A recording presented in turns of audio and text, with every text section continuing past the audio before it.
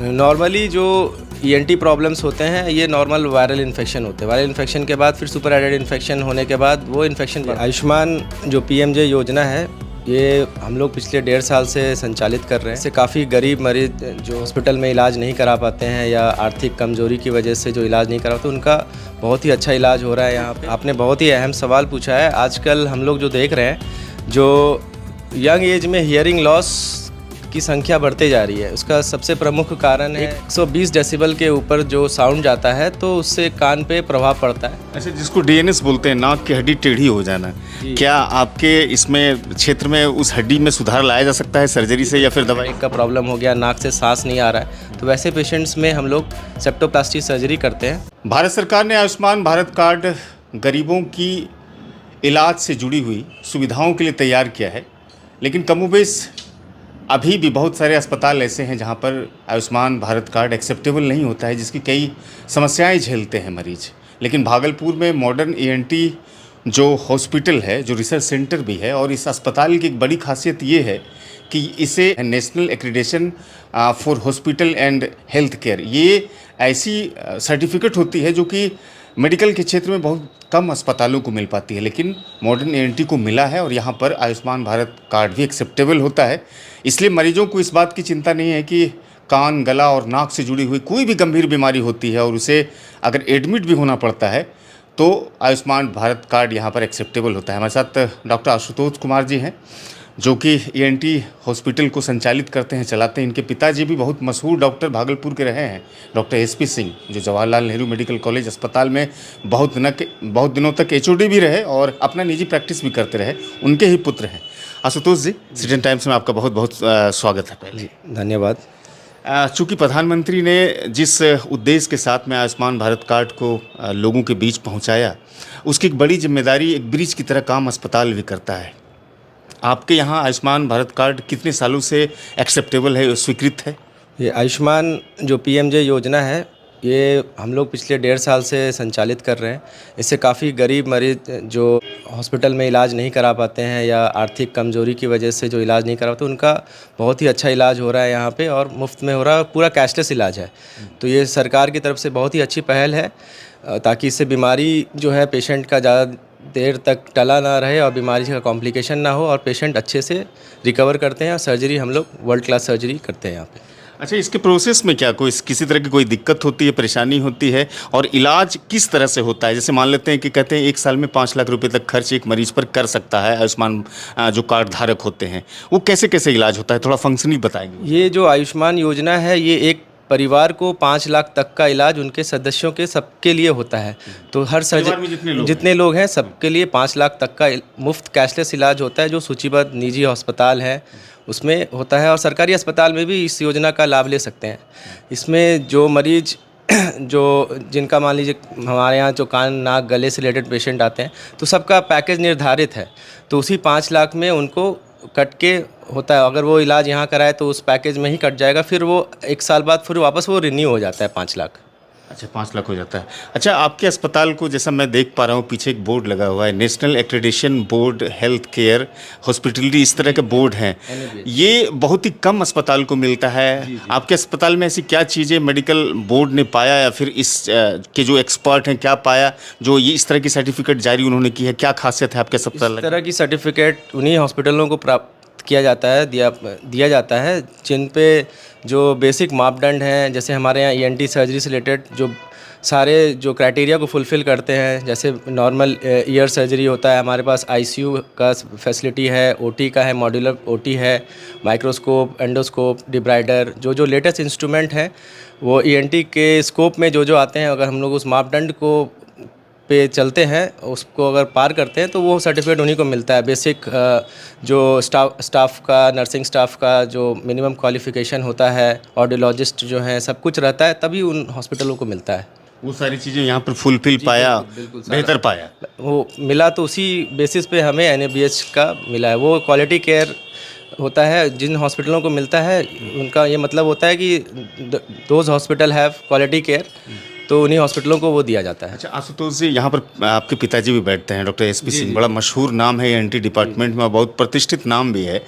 तो आप ये अस्पताल जो बना है, जिस समय ईएनटी मॉडर्न ईएनटी जो रिसर्च सेंटर आपने तैयार किया, कुल कितने बेडों का यहाँ पर बनाया है? किस तरह से एडमिट वगैरह करते हैं आप पेशेंट? ये हमारे यहाँ कुल 15 बेडों का है अस्पताल है। इसमें आईसीयू की भी व्यवस्था है, और आईसीयू तो हमारे पास जनरली किसी पेशेंट्स को लगते हैं, नॉर्मल ओटी के बाद किन्हीं को लगा। जैसे नॉर्मली डे केयर सर्जरीज ही होते हैं ईएनटी में, जैसे आज ऑपरेशन किए 1-2 दिन में पेशेंट काफ़ी, क्योंकि मिनिमम इन्वेजिव सर्जरी होता है ईएनटी में, ज़्यादा दिन पेशेंट को अब रहने की आवश्यकता नहीं होती। पहले होता था कि ऑपरेशन हुआ, बड़ा चीरा लगा, अब है कि मिनिमम एंडोस्कोप माइक्रोस्कोप के ज़रिए होता है, तो स्कार भी छोटा होता है, घाव भी छोटा होता है, और वो पेशेंट 1-2 दिन में लगभग normal, near to normal life जी सकते हैं। और अच्छा, अब आपके प्रोफेशन से जुड़ा हुआ 1-2 सवाल लेंगे, क्योंकि आप ईयर, नोज और टिथ दोनों चीज़, थ्रोट, हाँ थ्रोट देखते हैं। आमतौर पर आजकल जो बच्चे होते हैं, नौजवान जो पीढ़ी के लोग होते हैं, चाहे वो युवा हो, युवतियाँ हो, तमाम चीज़ें ये ईयरफोन बहुत लगाते हैं, और नॉइज़ भी बहुत कुछ होता है। इसका कितना असर होता है? ये आपने बहुत ही अहम सवाल पूछा है। आजकल हम लोग जो देख रहे हैं, जो यंग एज में हियरिंग लॉस की संख्या बढ़ते जा रही है, उसका सबसे प्रमुख कारण है लाउड साउंड में कान पे ईयरफोन लगाना, डीजे में जाना। ये बहुत ही प्रमुख कारण है जिसको लोग आज इग्नोर कर रहे हैं, लेकिन कुछ दिन बाद ये प्रॉब्लम एक हेल्थ बर्डन बनने वाला है। तो मेरा ये आग्रह है कि जो लोग हेडफोन का इस्तेमाल करते हैं वो या तो बेहतर क्वालिटी का हेडफोन इस्तेमाल करें, या ना करें तो वो ज़्यादा बेहतर है। अच्छा, कितने दिनों तक में ये ख़राब हो जाता है, प्रभावित करता है? पीरियड्स क्या रहता होगा? देखिए, ये बेसिकली डिपेंड करता है आप कितने डेसिबल्स पे साउंड सुन रहे हैं। ठीक है, नॉर्मल हियरिंग जैसे हम लोग जो बात करते हैं 50-60 डेसिबल पे बात करते हैं, और अगर लाउड साउंड में जाएंगे, बाहर जाएंगे, तो उसका डेसिबल बढ़ता जाता है। 120 डेसिबल के ऊपर जो साउंड जाता है तो उससे कान पे प्रभाव पड़ता है। तो पहले वो टेम्परेरी डैमेज कॉज करता है, अगर लगातार आपको वो उसी ध्वनि पे कान पे असर पड़ता रहता है तो फिर वो कान का प्रॉब्लम और नस जो है इरिवर्सिबल डैमेज होने लगता है। तो कान में सनसनाहट होना, ध्वनि का कम सुनना, ये प्रॉब्लम पेशेंट्स को आने लगते हैं।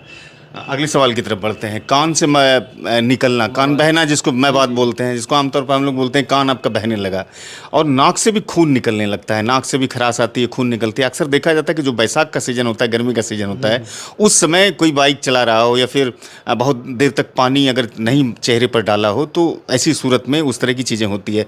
कान से मवाद निकलना और खून आना, ये किस तरह की बीमारी है? देखिए, कान से मवाद आना ये बहुत ही कॉमन ईएनटी प्रॉब्लम है। हमारे पास ज़्यादातर मरीज़ कान के ही होते हैं, जो लो सोशो इकोनॉमिक होते हैं, जो कान का ध्यान नहीं रखते हैं, या जिनको बार बार सर्दियाँ होती है।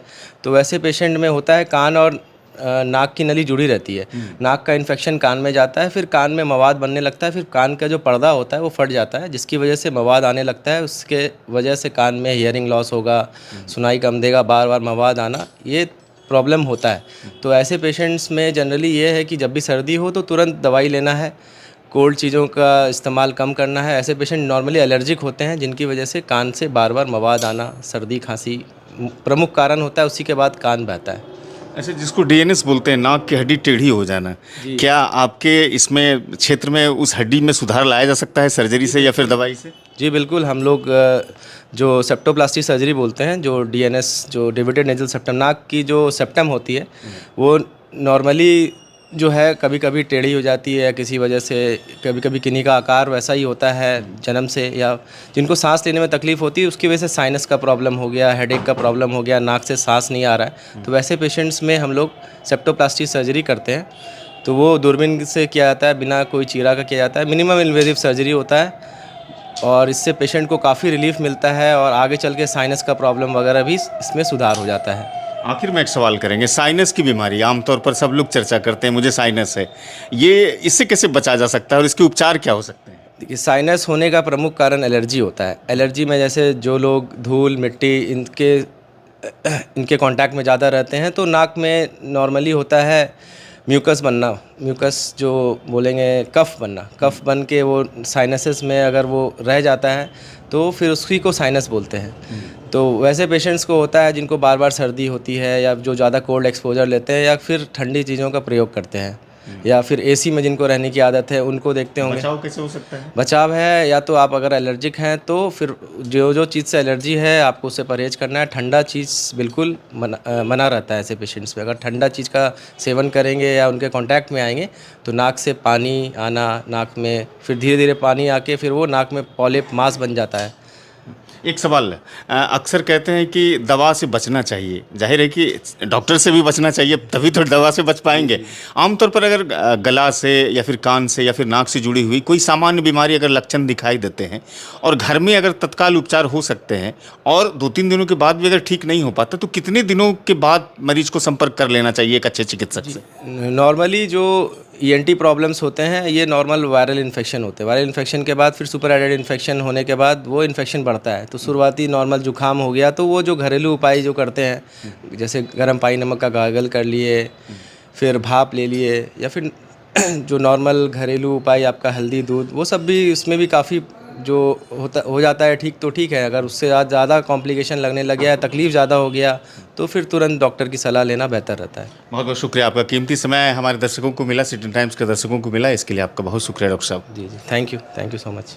डॉक्टर आशुतोष कुमार को सुना, जो modern ENT head and neck hospital और रिसर्च सेंटर चलाते हैं।